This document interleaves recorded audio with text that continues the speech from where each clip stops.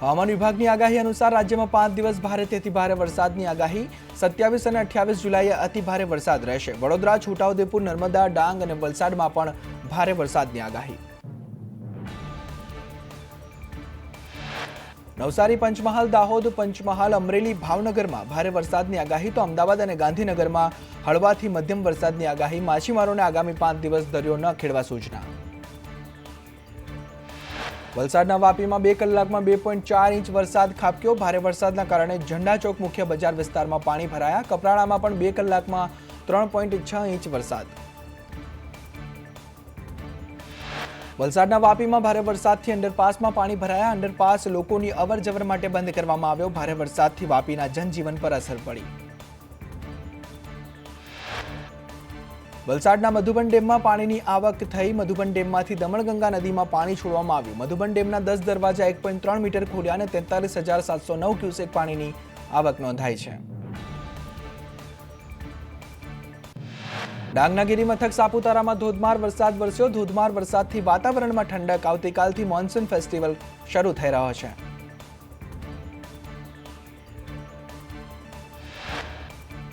હવામાનમાં ફેરફાર થતા દ્વારકાના દરિયામાં ભારે કરંટ. 15 થી 20 ફૂટ ઊંચા મોજા ઉછળ્યા. સંગમઘાટથી રામઘાટ પાસે શ્રાવણના પ્રથમ દિવસે સહેલાણીઓ પણ ઉમટ્યા.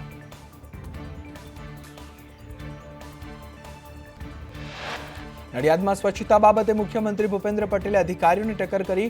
કહ્યું, સાહેબ આવે એટલે રોડ બની જાય તેવી રીલો બને છે. સાહેબ આવે એટલે સ્વચ્છતા જળવાય તેવું ના હોય.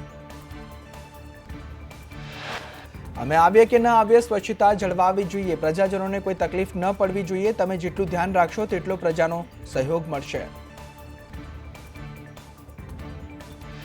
અમદાવાદના સારંગપુરમાં પાણીની ટાંકી જર્જરિત હાલતમાં. ટાંકીને પાણીનો સપ્લાય બંધ કરાયો. ટૂંક સમયમાં નવી ટાંકી બનાવવાની કામગીરી કરવામાં આવશે. અમદાવાદના પિરાણા ડમ્પિંગ સાઇટની કાયાપલટ થશે. 700 એકર જગ્યામાં વેસ્ટ ટુ વન્ડર પાર્ક બનાવવામાં આવશે. Methane gas production biodiversity park બનાવવામાં આવશે.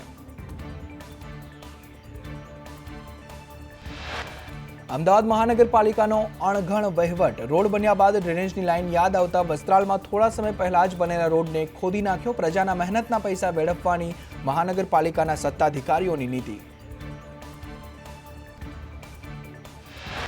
ભાવનગરમાં કાયદો અને વ્યવસ્થાની સ્થિતિ કથળી. ભાજપના 4 નગરસેવકોએ ગૃહમંત્રી હર્ષ સંઘવીને પત્ર લખી રજૂઆત કરી. કરચલિયા વિસ્તારમાં અનેક ગેંગ સક્રિય હોવાની રજૂઆત કરવામાં આવી. ભાવનગરમાં સત્તાધીશ ભાજપના નગરસેવકોએ અસામાજિક તત્વોને ડામવા રજૂઆત કરી. કરચલિયાપરા વિસ્તારમાં ખુલ્લેઆમ ચાલતી ગેરકાયદે પ્રવૃત્તિઓ અને સામાજિક તત્વોના ત્રાસને રોકવા રજૂઆત કરી. અમદાવાદમાં મુખ્યમંત્રી ભૂપેન્દ્ર પટેલે બિરસા મુંડાની 150મી જન્મજયંતિ નિમિત્તે 6 મેડિકલ વાનનું લોકાર્પણ કર્યું. સાબરકાંઠા, રાજકોટ, અમદાવાદ, ડાંગ, દાહોદ અને અરવલ્લીના ગ્રામ્યોમાં મેડિકલ વાન નિઃશુલ્ક સેવા આપશે. શિક્ષકોની ખાલી જગ્યાઓ પર નિવૃત્ત શિક્ષકોની ભરતી થશે. ધોરણ 1 થી 12માં શિક્ષકોની ઘટ નિવારવા વયગાળાની વ્યવસ્થા કરવામાં આવી. 62 વર્ષથી વધુ ન હોય તેવા નિવૃત્ત શિક્ષકોની ભરતી કરવામાં આવશે. કચ્છના મુન્દ્રામાં એનએસયુઆઈએ વિરોધ નોંધાવ્યો. શિક્ષકની ભરતી નહીં કરાતા તાલુકા પંચાયતના પરિસરમાં હવન કરીને વિરોધ નોંધાવ્યો. રજૂઆત છતાં ભરતી ન થતા સરકાર સામે એનએસયુઆઈએ વિરોધ નોંધાવ્યો. ભાવનગરના જેસરમાં શિક્ષકની બદલી થતા વિદ્યાર્થીઓ સ્કૂલ છોડવા તૈયાર થયા. મોટી સંખ્યામાં વિદ્યાર્થીઓ એલસી કઢાવવા માટે પહોંચ્યા. તાતણિયા સરકારી માધ્યમિક સ્કૂલના વિદ્યાર્થીઓમાં રોષ ભભૂક્યો છે. પાદરા ગંભીરા બ્રિજ તૂટ્યા બાદ આણંદ જવા માટે લોકો નાવના સહારે, નોકરી જવા માટે જીવનું જોખમ ખેડી લોકો નાવના સવારે જઈ રહ્યા છે. વડોદરાના ડભોઈમાં મામલતદારે વકીલોને બહાર બેસવાનું કહેતા વિવાદ સર્જાયો. ડભોઈ બાર એસોસિએશનના વકીલોએ સૂત્રોચ્ચાર કર્યા. વકીલોએ કહ્યું કે ઓપન કોર્ટ હોવાથી પક્ષકાર અને વકીલ બેસી શકે છે.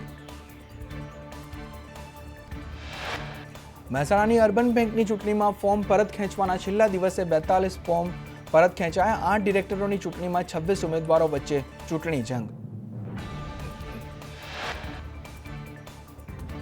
શ્રાવણ માસ અને તહેવારોને લઈ ભાવનગરમાં નોનવેજ માર્કેટ બંધ રાખવા મહાનગરપાલિકાનો આદેશ. પર્યુષણ પર્વ અને જન્માષ્ટમી સહિતના તહેવારોને લઈ હુકમ બહાર પાડ્યો. હુકમનો અનાદર કરનાર સામે કાર્યવાહી કરવામાં આવશે. સુરતમાં 55,000થી વધુ રત્ન કલાકારોએ ફોર્મ ભર્યા. સહાય યોજનામાં ફોર્મ ભરવાની સમયમર્યાદા પૂર્ણ થઈ. રત્ન કલાકારોએ બાળકની ફી સહાય માટે આ ફોર્મ ભર્યા છે. જામનગરમાં પાકમાં નુકસાનીમાં સહાયની માંગ સાથે કિસાન કોંગ્રેસનો વિરોધ. કૃષિમંત્રી રાઘવજી પટેલના ફોટા સાથે વિરોધ પ્રદર્શિત કર્યો. સહાય પોર્ટલ 12 દિવસથી ખુલતું ન હોવાથી નાયબ કલેક્ટરને રજૂઆત કરવામાં આવી. કચ્છના અંજાર તાલુકાના અજાપર ગામે ગોચરની જમીનમાં વીજ લાઇન નખાતા વિરોધ નોંધાવવામાં આવ્યો. પરમિશન વગર કામગીરી કરાતી હોવાનો આક્ષેપ કરાયો. ગ્રામજનોએ કામગીરી અટકાવી વિરોધ કર્યો. ભરૂચના જંબુસરમાં ખાતર માટે ખેડૂતોની લાઈનો લાગી. રજૂઆત કરવા છતાં ખાતર નથી મળી રહ્યું. ખેડૂતોએ કહ્યું કે જરૂરિયાત કરતાં ઓછું ખાતર મળે છે. સમયસર ખાતર ન મળે તો પાક બરબાદ થઈ જશે. નવસારીમાં ડીજીવીસીએલના કર્મચારી મીટર લગાવતા પહોંચતા વિરોધ કરવામાં આવ્યો. પોલીસ બંદોબસ્ત સાથે સ્માર્ટ મીટર લગાવવા પહોંચ્યા હતા. શાંતાદેવી રોડના કામધેનુ પાર્કમાં સ્માર્ટ મીટર ફેંકી દોના નારા સાથે લોકોએ વિરોધ નોંધાવ્યો. પાવાગઢમાં 28 જુલાઈથી 1 ઓગસ્ટ સુધી રોપવે બંધ રહેશે. મેન્ટેનન્સના કારણે રોપવે સેવા બંધ રહેશે. 2 ઓગસ્ટથી રોપવે સેવા ફરી શરૂ કરવામાં આવશે. ભરૂચ ટીડીઓએ આરટીઆઈની માહિતી ન આપતા 5,000નો દંડ ફટકારાયો. હિંગલોટના અરજદારે 2 વખત માહિતી માટે અપીલ કરી. ટીડીઓ નરેશ લાડુ મોરે માહિતી ન આપતા દંડ ફટકારવામાં આવ્યો. પાકિસ્તાની નાગરિકોને ભારતીય નાગરિકતા અપાય. ગૃહ રાજ્યમંત્રીના હસ્તે 185 અધિકાર પત્ર એનાયત કરવામાં આવ્યા. મોરબીમાં છેલ્લા કેટલાય વર્ષોથી રહેતા નાગરિકોને અધિકાર પત્ર આપવામાં આવ્યા. ન્યૂડ કોલનો ભોગ બનનારને ગૃહ રાજ્યમંત્રીની અપીલ. કહ્યું, કોઈ સંકોચ કે ભય વગર પોલીસ મથકે ફરિયાદ નોંધાવો. ખાસ કરીને સિનિયર લોકો ન્યૂડ કોલનો ભોગ બને છે. જામનગરના શાપર નજીક મેગા ડિમોલિશન હાથ ધરવામાં આવ્યું. સરકારી તથા ગૌચર જમીન પરથી ગેરકાયદે દબાણ દૂર કરી 100 વીઘા સરકારી જમીન ખુલ્લી કરવામાં આવી. વંગડી ડેમના વળતર મુદ્દે ઈસુદાન ગઢવીએ કહ્યું કે વંગડી ડેમ મુદ્દે આમ આદમી પાર્ટી હવન કરશે. 54 જેટલા ખેડૂતોને પૂરતું વળતર નથી મળ્યું. રાજ્યમાં કરોડોના ભ્રષ્ટાચાર થાય છે પણ ખેડૂતોને વળતર નથી આપવામાં આવતું. વડોદરા મહાનગરપાલિકામાં આરોગ્ય વિભાગની બેઠકનું આયોજન. આરોગ્ય વિભાગની બેઠકમાં મહત્વના નિર્ણયો લેવામાં આવ્યા. વેપારીઓએ ખાદ્ય સામગ્રી ડિસ્પ્લે પર મૂકવી પડશે અને 12 લાખથી ઓછા ટર્નઓવર માટે રજીસ્ટ્રેશન જરૂરી રહેશે.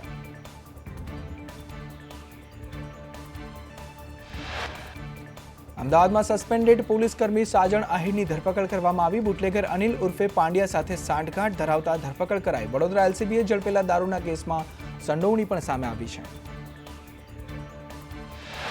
સુરતમાં નરાધમે સગીરાને બ્લેકમેલ કરી દુષ્કર્મ આચર્યું. સગીરાનો વિડીયો બનાવી બ્લેકમેલ કરી રોકડ અને દાગીના પણ પડાવ્યા. કાપોદ્રા પોલીસે નરાધમ આરોપી કરણ હિરપરાની ધરપકડ કરી. મહેસાણાના વડનગરમાં બોરિયાપુરામાં ખેતરમાંથી ડબ્બા ટ્રેડિંગ ઝડપાયો. બાતમીના આધારે પોલીસે દરોડા પાડી 3ને ઝડપ્યા. 43,000નો મુદ્દામાલ પણ જપ્ત કરવામાં આવ્યો.